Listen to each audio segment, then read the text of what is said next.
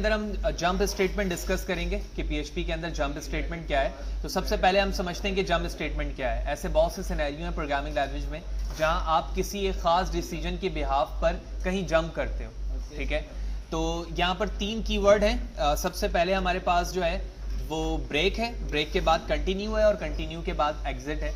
तो इस break, continue और एग्जिट को किस तरह से हम जंप स्टेटमेंट के बिहाफ पर इस्तेमाल करते हैं पीएचपी पे, ये हम देखते हैं। तो ब्रेक से होता क्या है कि ब्रेक एंड कंटिन्यू का इस्तेमाल बेशतर हम लूप के अंदर करते हैं और इसके ज़रिए से आप एक ख़ास पोजीशन पर आने के बाद अपने लूप को टर्मिनेट कर सकते हैं, यानी ख़त्म कर सकते हैं, ठीक है। कैसे, वो हम देखते हैं। तो सबसे पहले मैं एक लूपिंग के स्टेटमेंट को कॉपी कर लेता हूं जो कि ऑलरेडी हमारे पास कहीं मौजूद है। तो वो ये रहा, तो मैं इसे कॉपी कर लेता हूँ। और अगर आपने लूप के हवाले से आपको नहीं पता है तो मेरे प्रीवियस सेशंस को आप देख सकते हैं, वहाँ पर लूपिंग के हवाले से हमारी बात हुई है। तो हम सबसे पहले इसे 1 से स्टार्ट करते हैं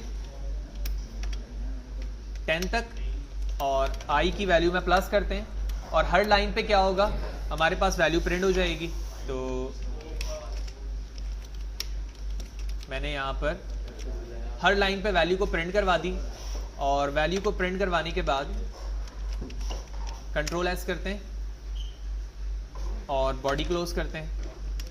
और बॉडी क्लोज करने के बाद अगर मैं प्रोग्राम को रन करूं तो आप देखेंगे कि अगर हमारी कोड सही होता है तो वो वैल्यू प्रिंट हो जाना चाहिए और यहाँ पर कोई वैल्यू प्रिंट नहीं हो रही है तो हमें देखना पड़ेगा क्या मसला है। i is 1, i is greater than equal to 10 नहीं, बल्कि हमें लेस देन करने की ज़रूरत, ठीक है। कंट्रोल एस करेंगे,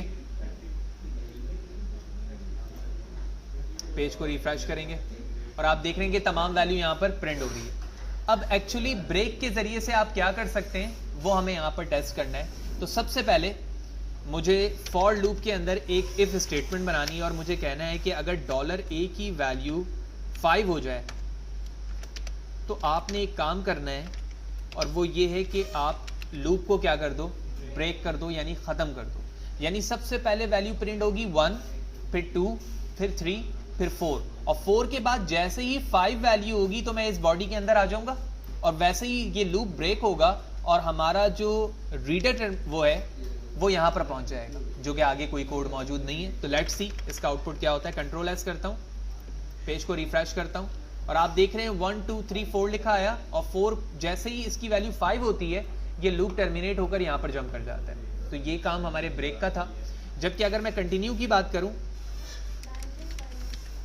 तो कंटिन्यू क्या करता है, उस एक्चुअल वैल्यू को सिर्फ इग्नोर कर देता है।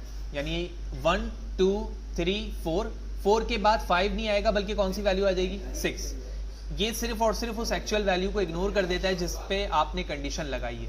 लिहाजा कंट्रोल एस करते हैं, पेज को रिफ्रेश करता हूं और आप देख रहे हैं 1, 2, 3, 4 वैल्यू लिखी हुई आ रही है, जबकि उसके बाद 5 के बजाय 6 से ऑनवर्ड वैल्यू आना शुरू हो चुकी है। इसके बाद हमारे पास तीसरा वर्ड है एग्जिट। एग्जिट ऑलमोस्ट एंड के लिए काम होता है। अगर पहले मैं यहाँ पर एग्जिट लिख के दिखाता हूँ आपको और इसकी वर्किंग देखते हैं ताकि हमें बात समझ में आए।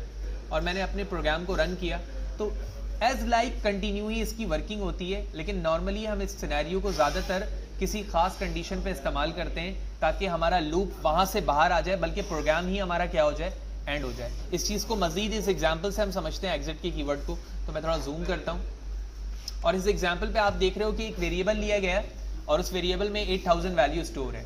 इफ की कंडीशन पे बताया जा रहा है कि सैलरी लेस देन 6000, तो ऐसा नहीं है, सैलरी लेस देन 6000 नहीं है बल्कि ग्रेटर देन है। लिहाजा इस बॉडी के अंदर आप देख रहे हो कि ये दोनों लाइनें लिखी हुई हैं, उसके बाद एग्जिट लिखा हुआ है। देन उसके बाद एल्स की बॉडी, और एल्स की बॉडी तो जाहिर सी बात है वैसे ही चलेगी। तो एग्जिट का इस्तेमाल हमेशा हम इस सिनेरियो पे कर रहे होते हैं कि जब हम श्योर होते हैं कि इस कंडीशन के बाद हमें लूप को टर्मिनेट करना है, ख़त्म करना है। अगर हम श्योर नहीं है तो हम वहाँ पर इस्तेमाल नहीं करेंगे। जहाँ हम श्योर हैं कि आप इस कंडीशन के बाद आगे नहीं जाना चाहते हो तो वहाँ पर आप उसे इस्तेमाल करके अपने लूप को एग्जिट कर सकते हो, यानी टर्मिनेट कर सकते हो, जिस तरह ये काम ब्रेक में किया गया है। तो इस सेशन पे 3 चीज़ें देखी हमने, ब्रेक, कंटिन्यू और एग्जिट, और ये तीनों क्या कहलाती हैं पीएचपी में, जंप स्टेटमेंट कहलाती हैं।